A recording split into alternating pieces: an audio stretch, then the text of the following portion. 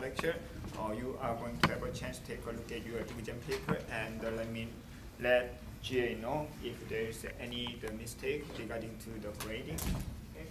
And then first we are going to finish the chapter 7 because of the canceled class last Thursday. I hope that was the last snowstorm in this spring, but unfortunately, based on my experience, the last few years, so there might be another.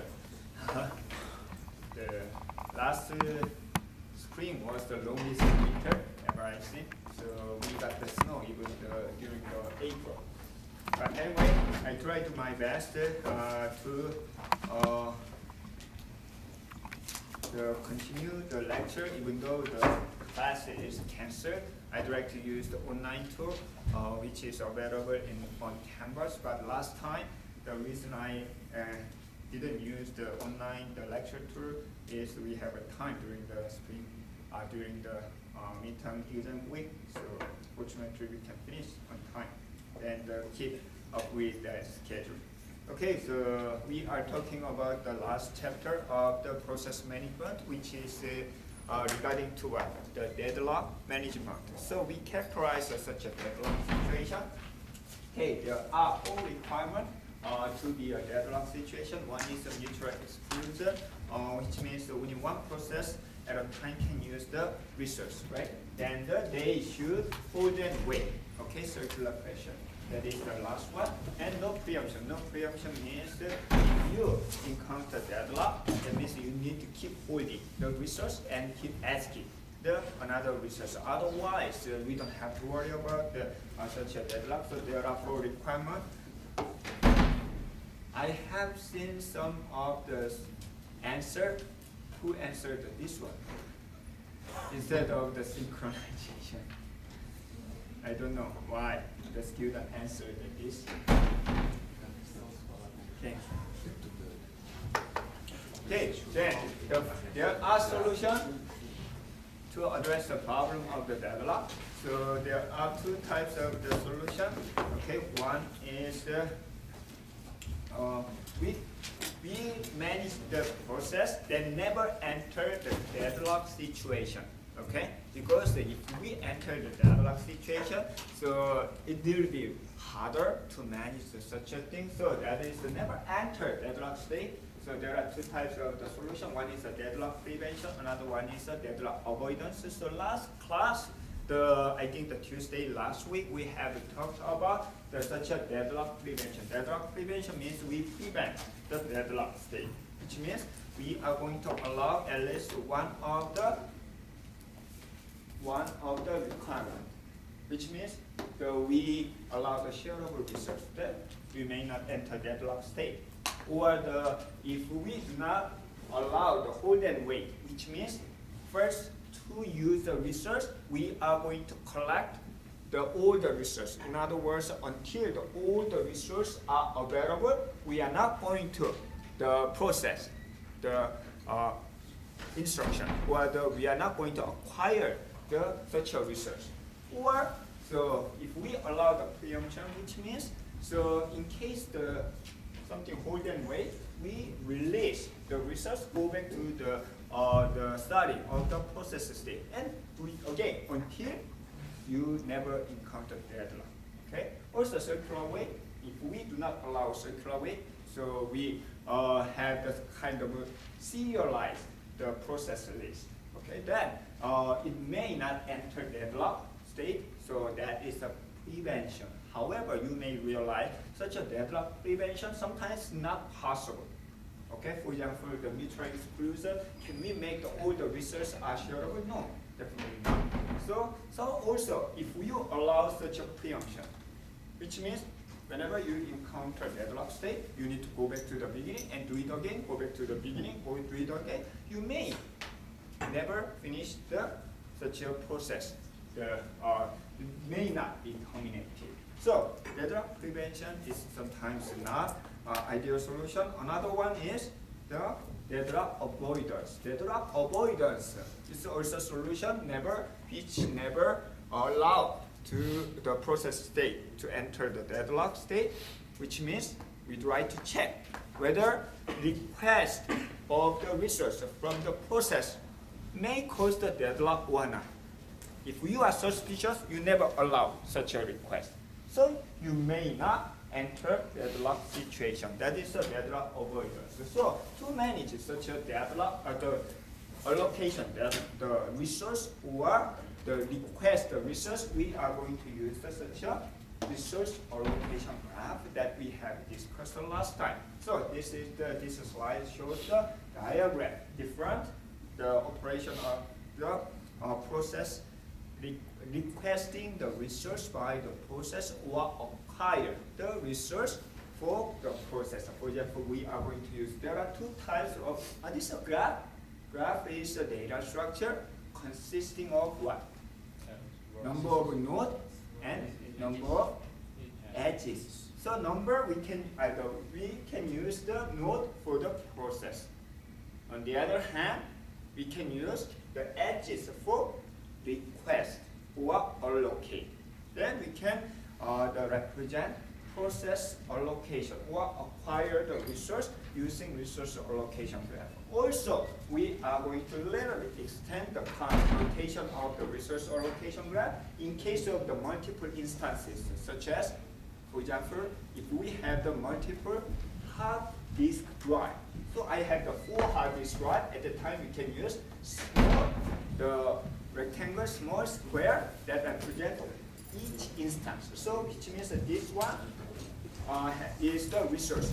Let's say that this is a hard disk drive, and we have 4 instances, 4 hard disk drive.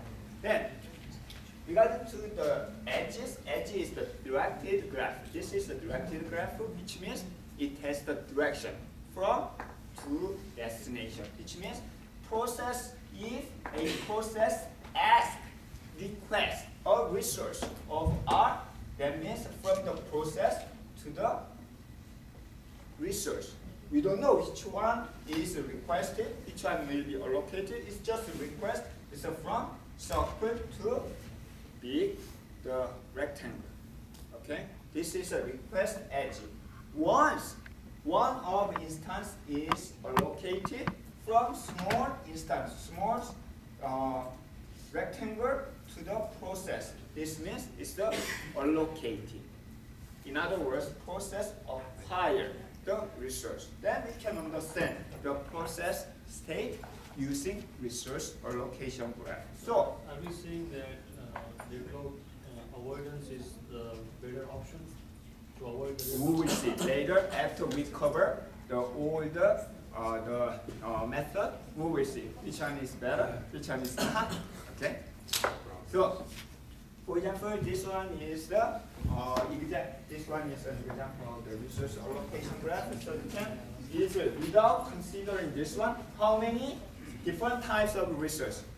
1, 2, 3, 4 different types of resource. How many instances for the R1? Only 1 instance. And how many instances for R2 resource 2? We have 2 instances. In other words, for example, if we are going to consider R2 as a CPU, we have 2 CPUs, multiple processors, something like that. And how many processes right now? 3 processes. And for example, P1 is holding R2, 1 instance of R2, 1 CPU, for example. Okay? Then requesting one, R1. Unfortunately, R1 is held by P2. Also, P2 is holding another instance of R2. Then requesting R3 and held by P3. Do you think this is the deadlock or not? What is a deadlock? It should be circle. So we are going to focus on whether there exists a circle in resource allocation graph or not. So even though we find the circle, it may not be deadlock state. Why? Once the P3 is done, we can use the I3 for P2, then P2 will be terminated. Eventually, P1 will be terminated. There's no problem. So, however, what about this one? It's the same thing, but P3 is requesting I2. 7. then it is deadlock state. Why? Because it's a circle, anytime it's a circle. So until one of them give up their resource, may not be terminated. It's a deadlock state. So, well, it's a basic rule. If you can find any circle from the resource allocation graph, that maybe, okay, maybe deadlock situation. Sometimes not. So only one instance for resource type is definitely deadlock. Otherwise, multiple instance, which is in general. Okay, you have the multiple map. You have multiple the instruction. You have multiple. So in general, you have the multiple instances. In that case, circle does not mean always the deadlock. However, so we can consider the circle, circular fashion. If you can find a circle from the resource allocation graph for just the sake, just in case, we will consider that is the deadlock state.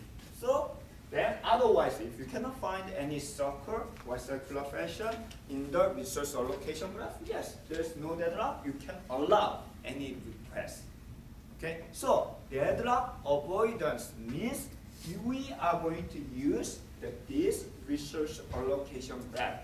Then find whether there is the circle or not. In other words, whether we can successfully finish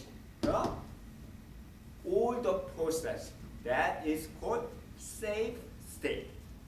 So whether or not the current state is safe or not. Safe means there's no circle. It can be terminated. All process will be terminated.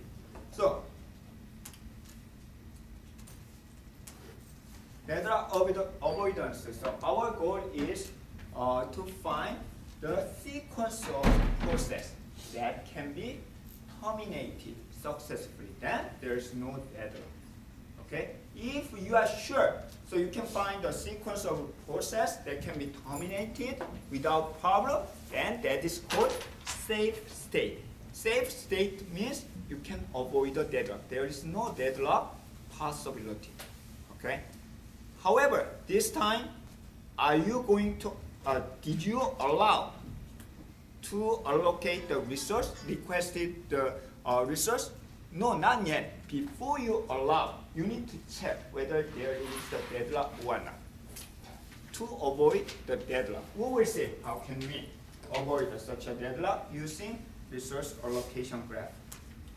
So safe state means safe state is the sequence of all process that can be terminated without any problem.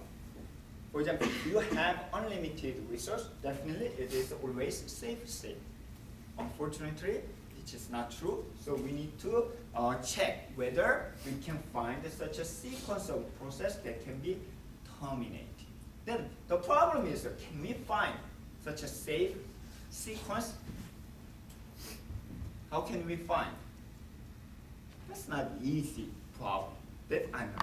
It's not difficult, but it's not simple problem. So we are going to use Banker's algorithm. So all the process has to be terminated or only certain? All the process. Why? Because there might be possibility. I know. Even though we have the circular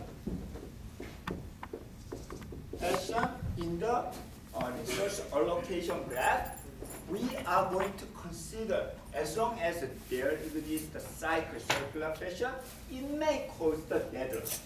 Okay? Sometimes may not cause the deadlock, but just to save. Okay? Just to save, if you can find such a circle, then we will consider that is a deadlock. In other words, if we can find the sequence of the process that can be terminated without any problem, that is called safe state. So you're saying that if there is a circle and if you can terminate the whole circle just to avoid the deadlock? Yes, then that is not a deadlock situation. Okay? So our goal is whether we can find such a sequence of processes which can be terminated without any problem. So to do that, we are going to use the Banker's algorithm. So Banker's algorithm, when I saw the Banker's algorithm first time, I wonder why it's named as a Banker's algorithm. So think about the bank, branch of the bank. What is the main goal of business in a bank? You lend the money, you give the money, then at first you can deposit the money, collect the money. Using that money, you can make the other person borrow the money, and you will use the difference, the margin of the interest, okay, something like that. In other words, the banker should be careful whether you can utilize all the resources. However, that should not be empty. Okay? For example, if this customer asks to withdraw his money, you should be able to. And also, this customer asks to money to borrow, so you should support. Okay? So, for the customer is kind of process.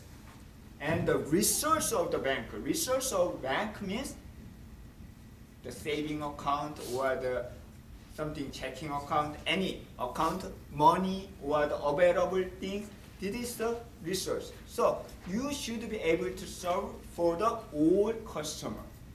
Okay? That is the reason it's called the Banker's algorithm. The idea is not that complicated, but to do that, we need to define some data structures to utilize the Banker's algorithm. First one is available. Available means number of resources. For example, I have resource CPU and memory, hard disk drive. Okay, so I have the 3 CPU and the 4 memory and 10 hard disk drive. So 3, 4, 10 is available resource. Then we can use some factor of length m. M means number of resources. R1, R2, R3. Okay, how many? M is equal to 3. So we are going to manage available resource. That is the available. And next means for each processor. Let's say we have the P1, P2, P3, P4. 4 processes. Okay, each process need how many CPU to be terminated? For example, 2 CPU and the 3 memory and the 4 hard disk one.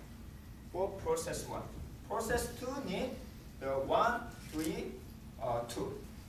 And process 3 also process 4. For each process, what is the maximum number of resources to be terminated? Okay, that is called the max resource for each process. That is a reason it can be managed by 4 by 3 matrix, right? Number of process and number of resource type. So n by m matrix, that is max.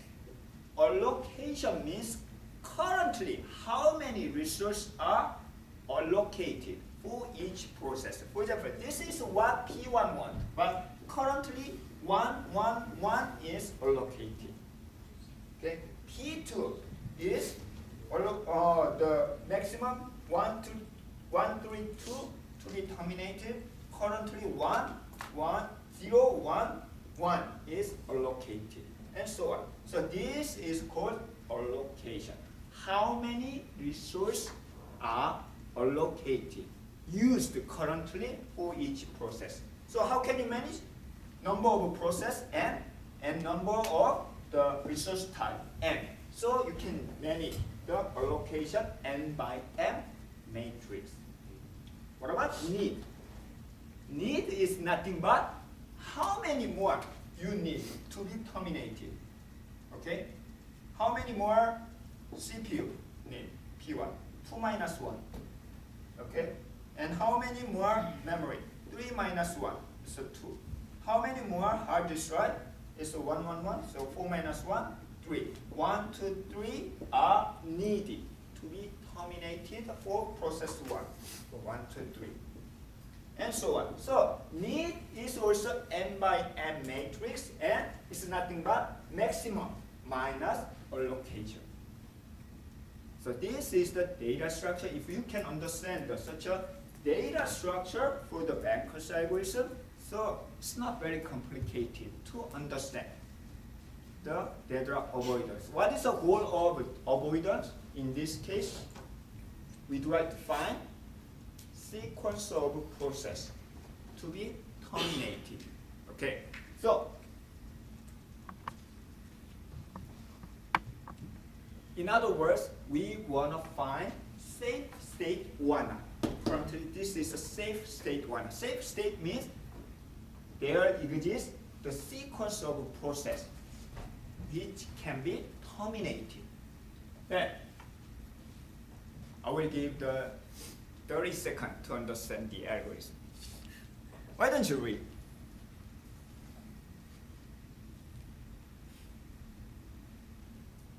So walk and finish is the vector of length n and n.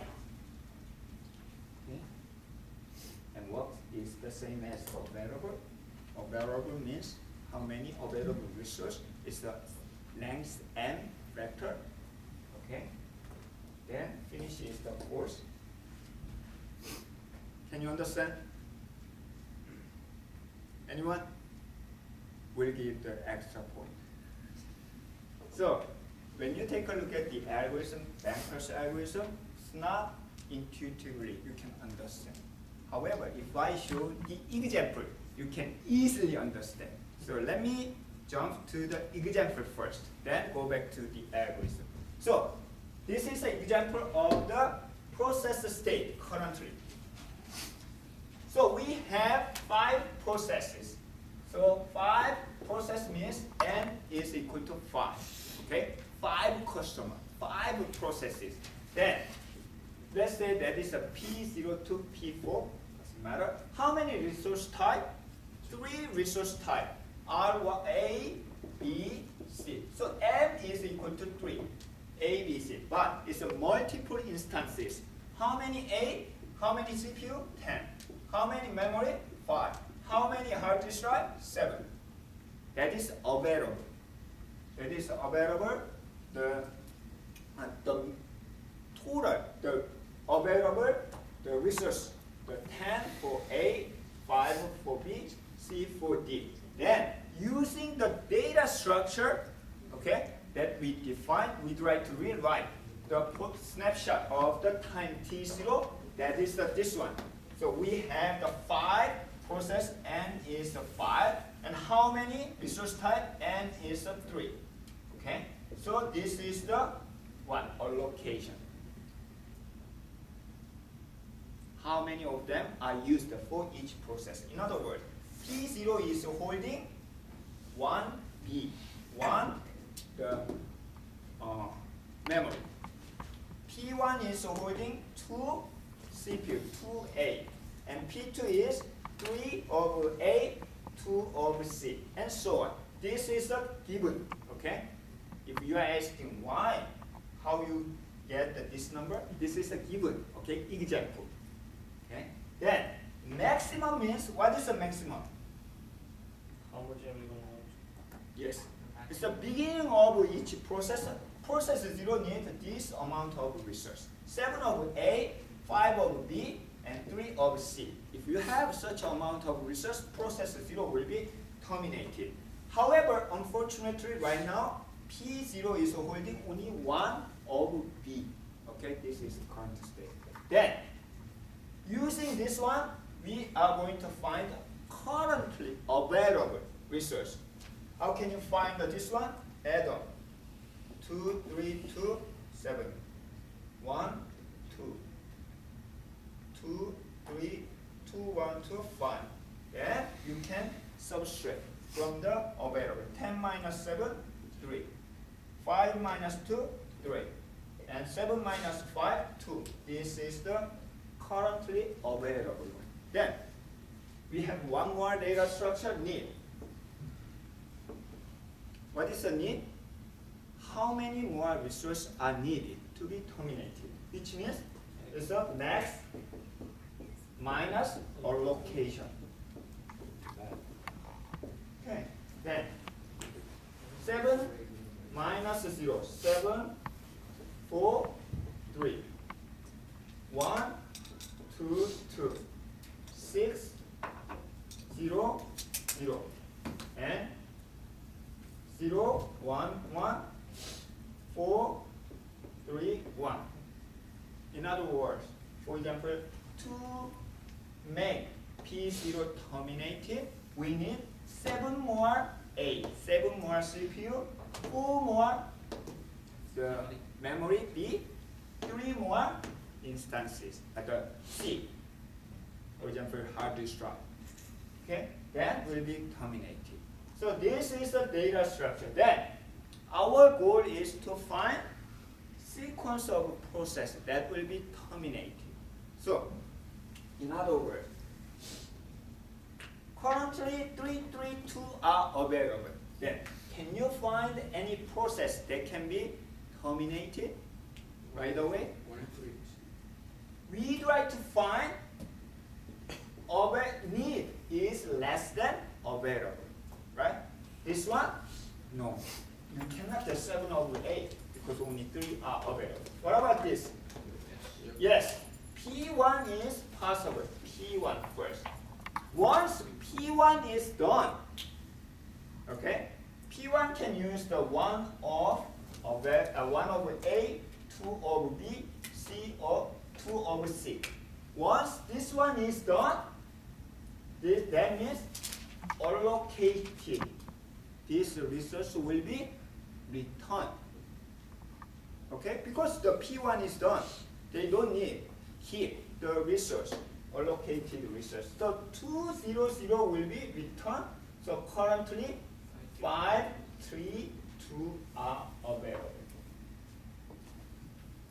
Okay, that makes sense. P1 is done. Using 5 over A, 3 over B, 2 over C, can you find any next process to be terminated? This one is not, this one is not, and this one is possible. So P3 is possible, so because it's less than this. So P3, 211 will be returned once it's terminated. So 533 plus 211, 744. 532 Plus 532. It's 532, no 533. It's a 532. Yeah. Then it's a 743. 743 is currently available resource. So P3 is done, P1 is done, P3 is done. Can you find the next process? You can use any of them.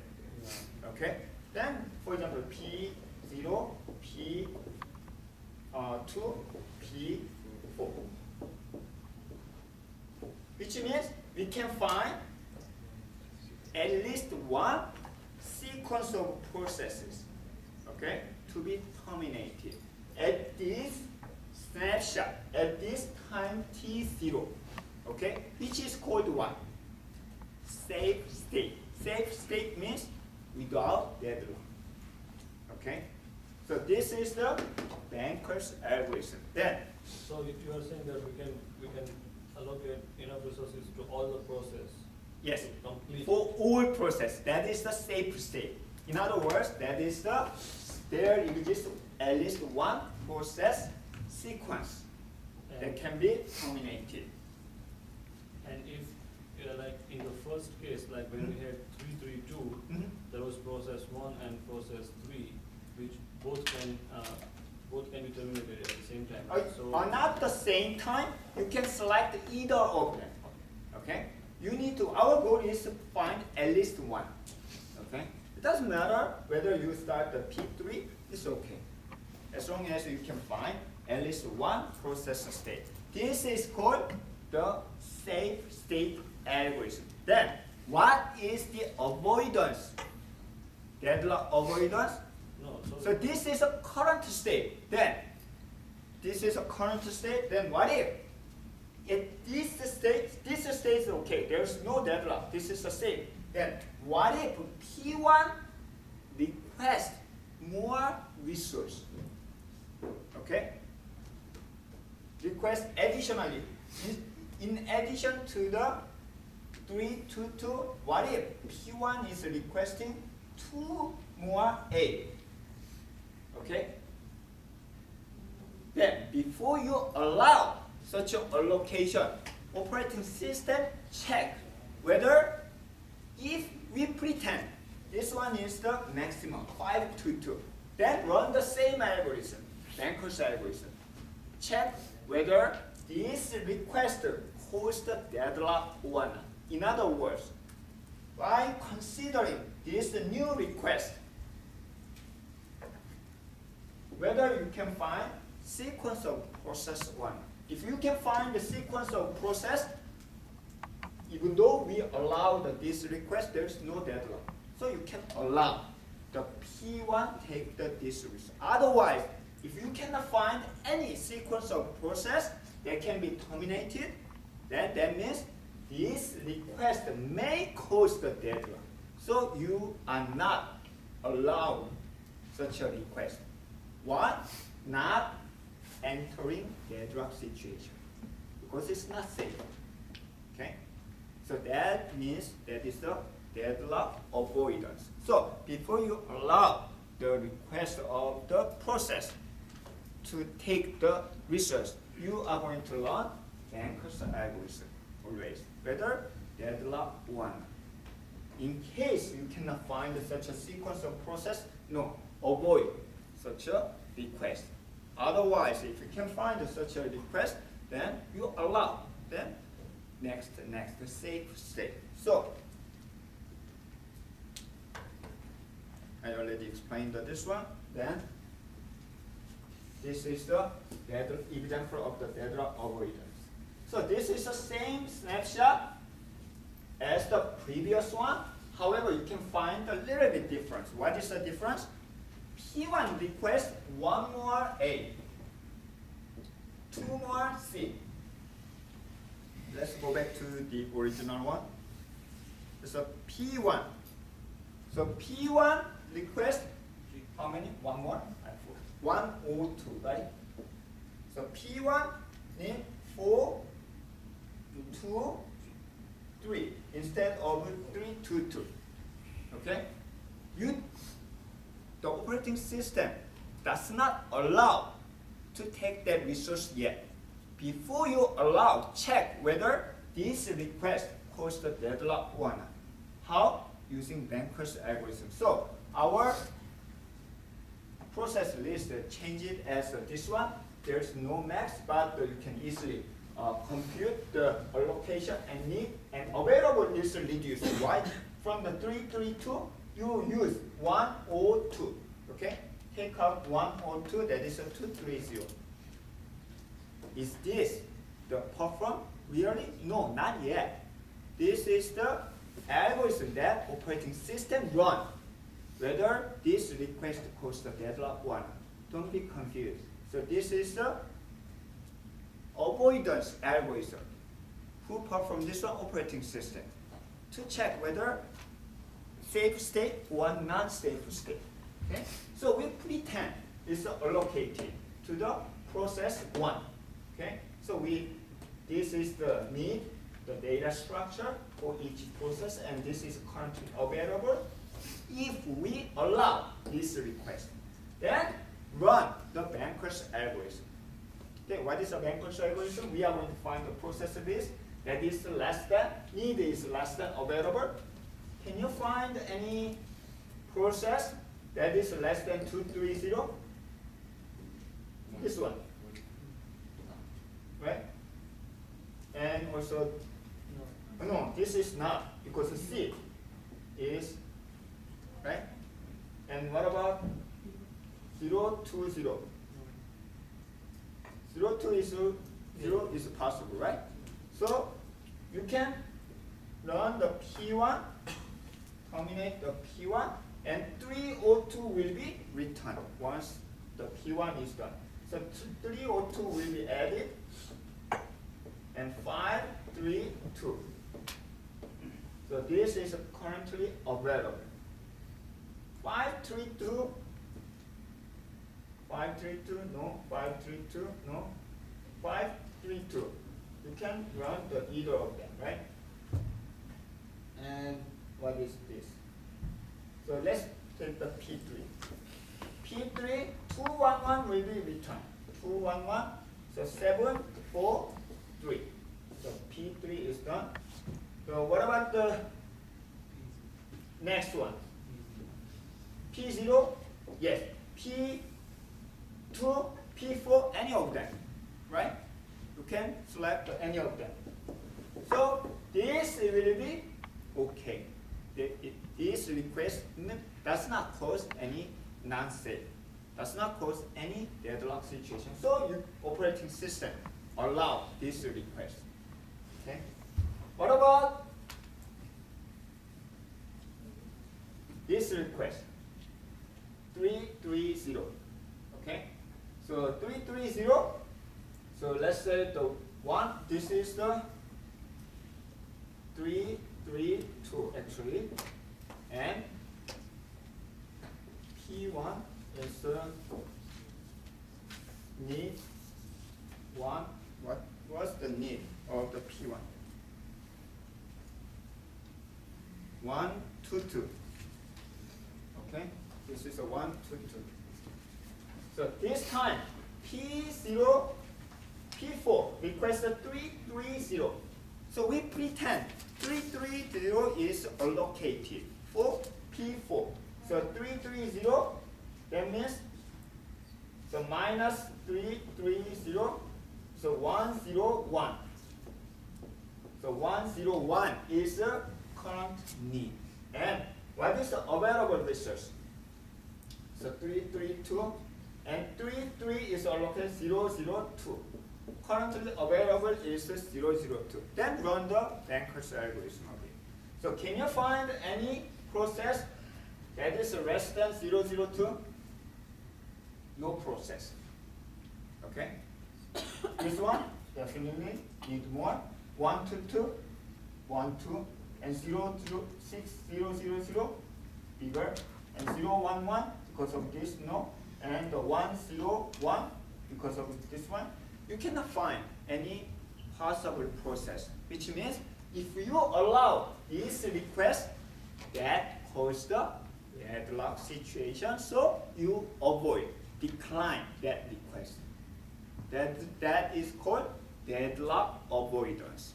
You may not enter never ever deadlock because whenever there is exists a request, you need to check. Okay? So why don't you try the this one also? Then Can you explain the second one again? this one. Yeah. So this is this process state is for the example one, P1 case. So the before allocate this one, originally 330, 332 is available, and this is 122. This is the previous, the safe state, right? Okay. Then check the P4 requested 3 more A, 3 more B. Okay? We need to check before allow this request. We need to check whether this request causes the deadlock or not. So we pretend this is allocated to the P4, which means allocation is 3, 3, 2, and need is 101, and available is 330 minus 002 is currently available. Then using this information, run the banker's algorithm. Okay, can you find any process list? Process that can be terminated? No. There's no process, which means if you allow this request, it may cause the deadlock situation. deadlock state, so you decline that request. So your operating system never ever enter deadlock state. This is called deadlock avoidance. Then go back to the original algorithm that we did. Can you understand how the banker's algorithm is working? Okay, so our goal is to find all finish is the true eventually. Like the finish is true. This is our goal. True means terminated for each process. So initially we set up the available for work. That's no problem. So all for each process is a false. False means it's not terminated yet. So our goal is to find the first process. So from number of process, find the process whose need is less than available. That's what we done, right? We try to find the process first. Their need is all of item is less than available. What is the same as available first time. Then, if you cannot find it, that is deadlock. Then go step to the 4. This is the and step 4 and finish. Then otherwise we will keep running this one whenever we finish the true, which means terminated. We need to return that the available allocated the resource to the work available. Then run. It's exactly the same algorithm that we have used just before. So before you try to understand this algorithm, why don't you try the example first? Then you can easily understand. Okay? So I don't think you can understand from my explanation. So why don't you try with your own hand? For example, this one, this, and this. Okay? Why don't you try by yourself? Definitely, I announced one of the question from the final exam from this one. Almost the same. Okay? If you cannot understand, why don't you memorize? Snapshot with your brain. Okay? Yes? Safety algorithm and banker algorithms, are they different or same? I think it's a part of the banker's algorithm. It's a safety algorithm. Actually specialized. It's the same. Okay. Then that is the deadlock prevention and avoidance. As we have seen before, it never enter deadlock. Before you enter the deadlock, we will check whether the request caused the deadlock or not. Then next one is the deadlock detection. Deadlock detection means allow any, okay, the request. Then from time to time, so period time, operating system check whether there exists a deadlock or not. How can you check? How can you detect the deadlock? Using banker's algorithm, same thing. Okay, it's actually same algorithm. However, the only difference is deadlock avoidance is before you enter. So you pretend you allow the request, then check whether this one caused the deadlock or not using banker's algorithm. Deadlock detection, you allow every time, whenever, but periodically you need to check whether current status is the deadlock or not. For example, I'd like to form a team for the group project. I'd like to form a 10 group, but sometimes these two guys are fighting each other. So before I assign the group, okay, I check whether he and he are fighting each other. So I pretend. So think about whether this caused a problem or not. If yes, then avoid the assignment and assign him to other group. Never enter the problem. Deadlock detection means I randomly form a group, then detect whether they are fighting or not. Okay, if fighting, and solve the problem. Then whatever you guys wanna change your group or whatever, then let them do change, but periodically check. That is a deadlock detection. If different thing is which one is better. We cannot say which one is better. Deadlock avoidance, before you enter deadlock, before you allow the allocation or request, you need to check. It will be slow, right?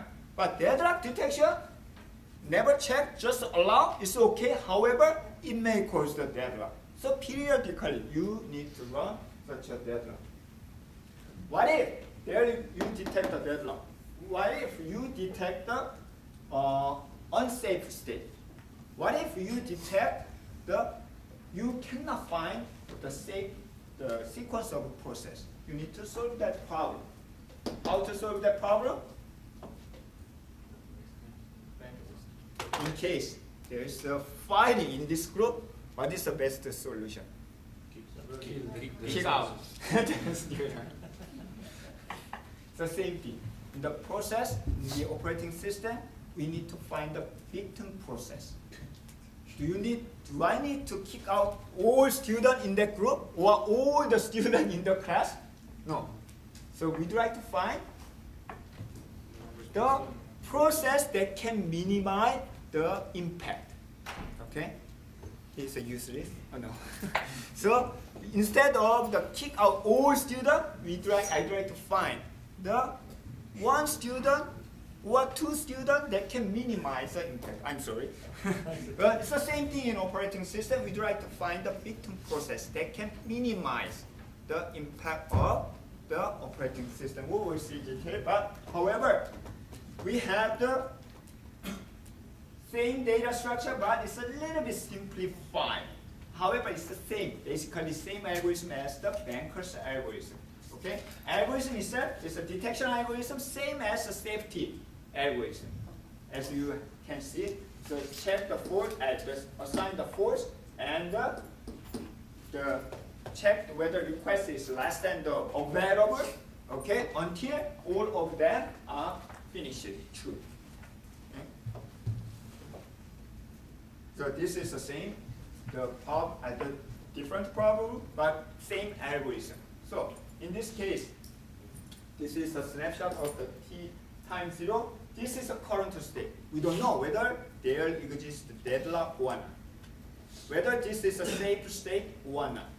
Whether there exists a sequence of process that can be terminated or not. We'd like to detect how using banker's algorithm. How can we do that?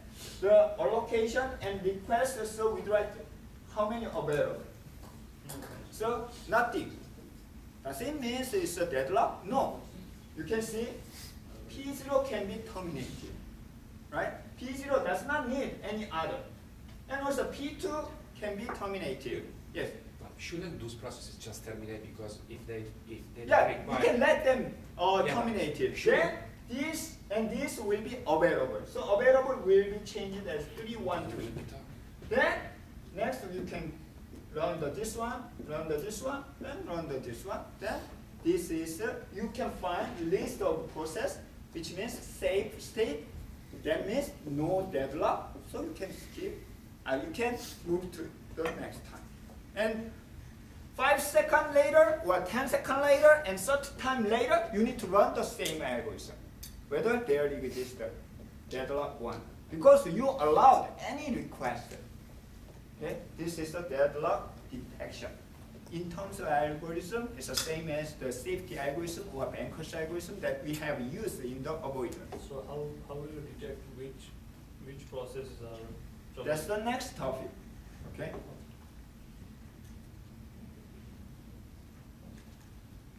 Then we need to anyway, in case that we detect the algorithm, we need to solve that problem. How can we solve the problem? Anyway, we need to kill them. So it's not easy to provide additional research. Like the CPU is limited to just one. That may cause the problem. So can we provide dynamically the additional resource? Some of them are possible, but most of the time it's not easy, the process. So most of the solution is we try to find the victim process, then kill the process. We need to kill all the process in operating system. Sometimes yes, you can turn off, then turn it on, then run it again. This is not the efficient way. So we need to find the victim, but depending on the criteria, and situation can be, sometimes we can consider priority. Even though this process, the cost of the deadlock, he's the most important student. So I'd like to keep, even though he caused any fighting, so I'd like to keep him. So that is a priority base. Do not left. That doesn't mean he's the most valuable student. Anyway, so, and also sometimes any of these actually priority based. So you can consider alive time, the alive time. Okay, how long it's alive. So how long the process is completed. I don't want to lose he contribute this team alive, so I don't want to lose such a long learning process. Or the research, he keep all the research, all the experience, all. If I kick out him, so very hard to recover. Okay, so it depends on. Okay, there is no general solution, which is which one caused the problem, because we do not consider avoidance. We just let the process request and allocate and periodically check. So we